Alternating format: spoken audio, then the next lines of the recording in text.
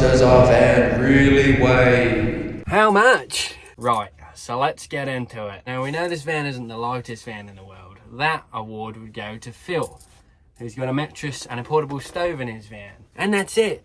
But you know what? This van is pretty deceiving on the eyes. With our van builds, we love to use pallet wood. It's free, which is definitely a bonus, and it has a little bit of history to it. And with the whole of our interior being timber, you might be thinking, wow, that's gonna weigh a ton. But let me tell you, you have been fooled by us. So to answer the burning question once and for all, let's strip everything out of the van, drive it to a Weighbridge and see just how much this bad boy weighs. We're going to our friend's house to drop off all the things in the back of the van, and the reason we're doing this is so that we get a very accurate reading of just how much the van build weighs, because we got a lot of random things in the back of our van which I don't know, probably really heavy, so we just want to get an accurate reading, and once we do that we're off to the Weighbridge.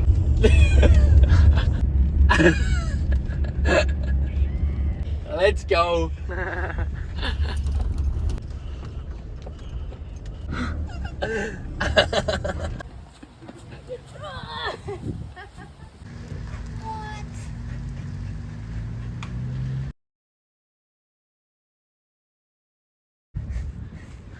Hi, do you guys want a coffee? Oh. I have coffee!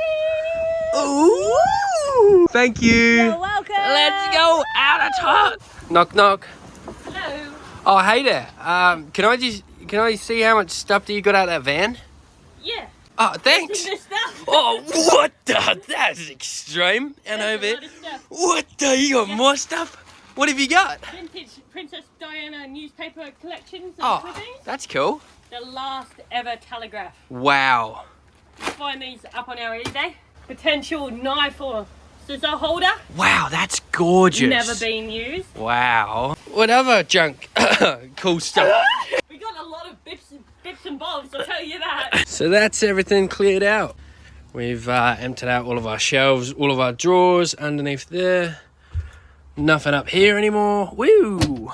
So I think it's time to weigh it. Weighbridge. Weighbridge.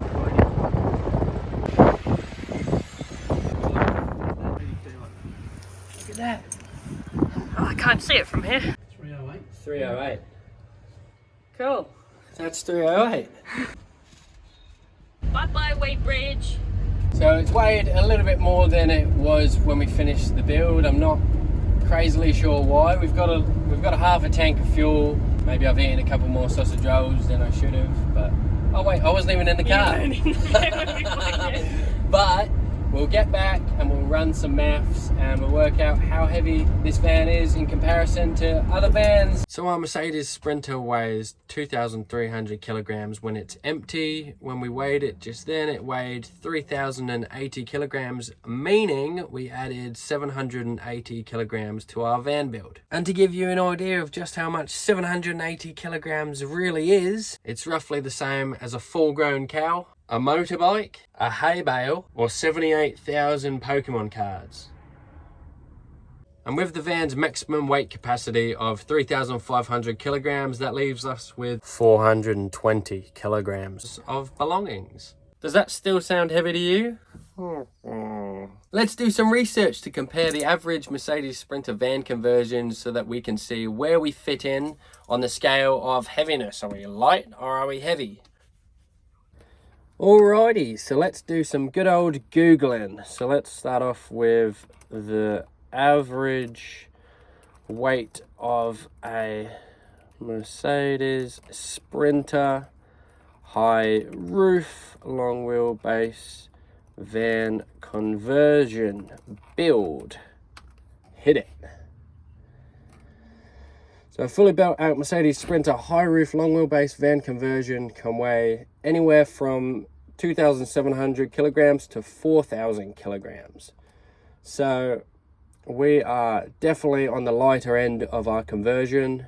It also says a lighter build could be closer to 2,700 kilograms, while a heavy build with extensive features like solar panels, water tanks, and heavy furniture could reach 4,000 kilograms. It also says the average weight added to a Mercedes Sprinter high roof long wheelbase campervan conversion in kilograms varies, but a typical range is between 700 kilograms and 1,200 kilograms of added materials. So, given that, how did we manage to make our van conversion lighter than the average conversion, especially using all of this timber? Let me tell you, it comes down to a couple of key secrets that I'm going to tell you.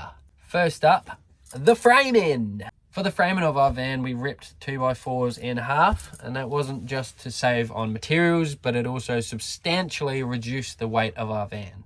You can't really lose that much more weight in this process if you're using timber for your framing. You could use aluminium for your framing, but we use nail guns to put our boards in, so that's not really an option for us. And once the framing was complete, it was time to put some boards up. Now, what boards are you going to use? Why don't you use pallet wood? Now, pallets come in all different sizes and species, but the most commonly used pallet is made of pine. And pine wood, my friends, is considered a lighter wood with a lot less density than hardwoods. So by only using pine wood pallets, it makes the timber a lot lighter, saving kilograms upon kilograms. But we didn't stop there. We used a planer to make these boards a lot thinner than what they normally are when they're just sitting at the side of the road staring at you saying, "Take me." Now I know what you're thinking, oh, you need expensive tools for that. But here's the thing, we actually pick most of our tools up online from Facebook Marketplace, secondhand. It's normally half the price. It's been used a couple of times, but that's fine as long as it works and it's all good to go. Then it's an investment. $0 on wood, which would normally be that much. You've now spent this much on your tools, so you're a winner. The planks from a pallet range from about 15 to 20 mil thick, so we run them multiple times through our planer, get them down to about 10 mil thick. That makes them thinner and lighter than the commonly used boards for van conversions.